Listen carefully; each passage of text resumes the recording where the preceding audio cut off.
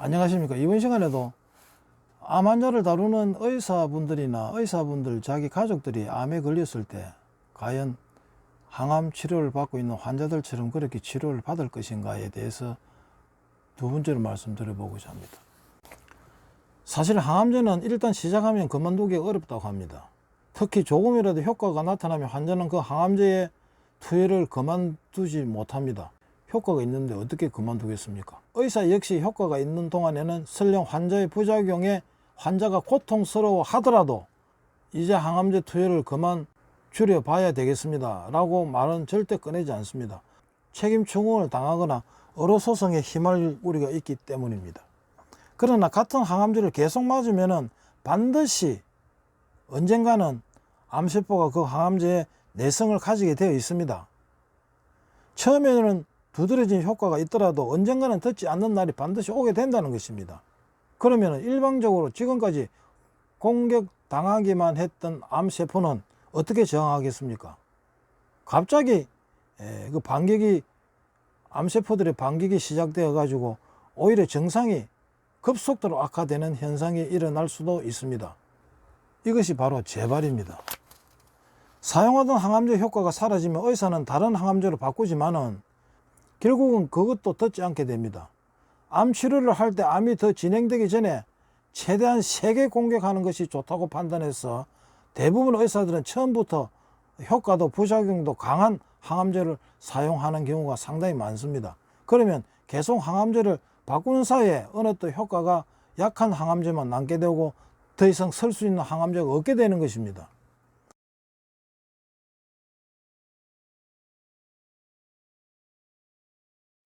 그리고 그 무렵이 되면 환자는 부작용에 지쳐서 암과 싸울 체력과 기력도 남지 않게 되는 것입니다. 이런 사례가 상당히 많다는 것을 암 환자 여러분들은 알고 계셔야 됩니다.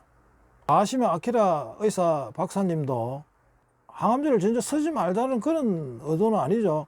급할 때는 쓰는데 중단해라는 것입니다. 계속 쓰게 되면 반드시 재발한다는 것입니다. 그런데 이런 의사가 잘 없다는 것이죠. 한국 의사들이 이래 양심선언 비슷하게 책을 만들어낸 거는 저는 잘 보지를 못했습니다.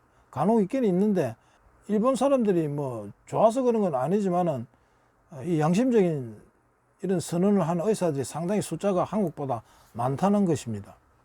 그리고 규수에 있는 인공투석 전문 클리닉 원장인 S 선생은 일본 투석의학의 신장내과 의사입니다. 그런데 이분이 좌우의 폐암, 전립선암, 위암에 걸린 적이 있습니다. 근데 이분은 처음 암에 걸린 것이 약 15년 전인데 철저한 암과 싸운 분이기도 합니다.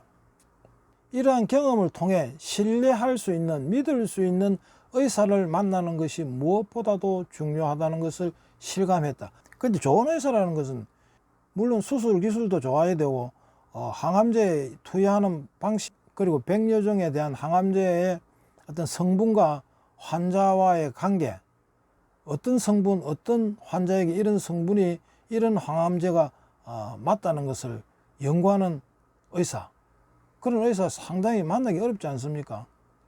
그래서 여러 가지 정보를 수입하고 자기 자신이 공부를 해서 좋은 의사를 만나야 된다. 그런데 좋은 의사라도 가시마 이 박사님은 좋은 의사, 실력 있고 좋은 의사라도 양심이 구리면 안 된다고 했습니다. 아무리 실력이 좋아도 인간적인 양심이 구린 의사는 제외시키라고 했습니다. 실력이 좋아도 양심이 구리면은 나중에 극단적인 순간에 고개를 외면하게 되고 모른 채 한다는 것입니다.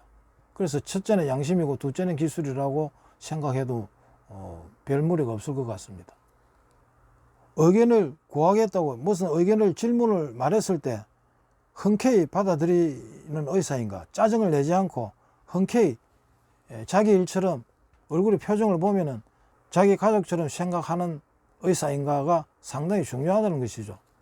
그런데 환자가 질문을 하면 짜증을 내고 몇 번 질문하면 싫어하고 하는 의사는 제외시키라는 것입니다. 그런 의사가 무슨 치료를 하겠습니까? 아무리 자기가 진료하고 치료하는 환자가 수십 명이 되더라도 환자가 궁금해서 물을 때는 인간적인 면에서 사람의 생명과 관계가 있기 때문에 절대로 싫어하고 짜증을 내고 얼굴 인상을 찌푸리고 하는 의사는 인간 자체가 틀려 먹었기 때문에 그런 의사는 만나지 말라는 것입니다. 그래서 전체적으로 보면은 의사는 암에 걸리면은 자신은 어떻게 치료를 받을까에서 부부로 나눠서 설명을 드렸습니다만은 결과는 99%가 서양의학을 믿지 않는다는 것이죠. 일반 환자들이 믿지 않는 것이 아니고 의사 자신들이 믿지 않는다는 것입니다.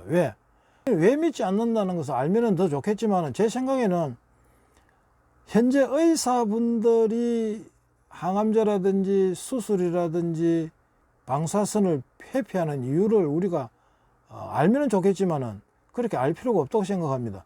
전문가들이 싫어할 때는 일반 환자들도 싫어해야 되는 것입니다. 그 대신 그것을 회피하는 것이 아니고 자기 나름대로의 어떤 공부를 해가 그 분야에서 자기의 전공 분야가 아니더라도 그 분야를 파헤치고 공부를 하고 정보를 얻어가지고 자기 자신이 그 치료를 한다는 말이죠. 그러니까 암이라는 것은 결론적으로 자기 자신이 병이기 때문에 누구한테 자기 생명을 맡길 수는 없다는 것입니다. 자기 생명은 자기가 보존하는 것이지 아무리 좋은 의사를 하더라도 생명을 책임질 수는 없지 않습니까? 결과적으로 자기 몸을 의사한테 맡기는 결과가 되는 것입니다. 그래서 여러분 아픈 환자들은 뭐 고통스럽겠지만은 이 세상 사는 자체가 건강한 사람들도 고통 속에서 사는 것입니다. 아픈 환자도 고통이 더 고통이겠지만은 건강한 사람도 고통 속에서 사는 것이니까 안 움직이고 게으르면은 되는 게 없습니다. 무엇이든지 안 그렇습니까? 인내와 고통과 노력 없이는 뭐 이루어낼 게 뭐가 있습니까? 세상 자체가 인내와 고통과 노력을 요구하고 있는 것입니다. 인내와 고통, 노력이 없이는 아무것도 이룰 수가 없습니다. 아무리 쉬워 보이는 것도 일을 시작해 보면 그게 쉽게 끝납니까? 생각지도 않은 것이 툭툭 옆에서 터지고 하는 것을 우리가 많이 경험하게 됩니다. 그래서 이 경륜이라는 것은 상당히 중요한 것이고 또 생각 또한 상당히 중요한 것이고 생각 먹은 대로 사람은 가게 되어 있습니다. 어떤 정보에 의한 생각을 가지느냐에 따라서 자기 운명이 결정되기도 합니다. 환자만 그런 것이 아니고 일반 건강한 사람들도 마찬가지 아니겠습니까?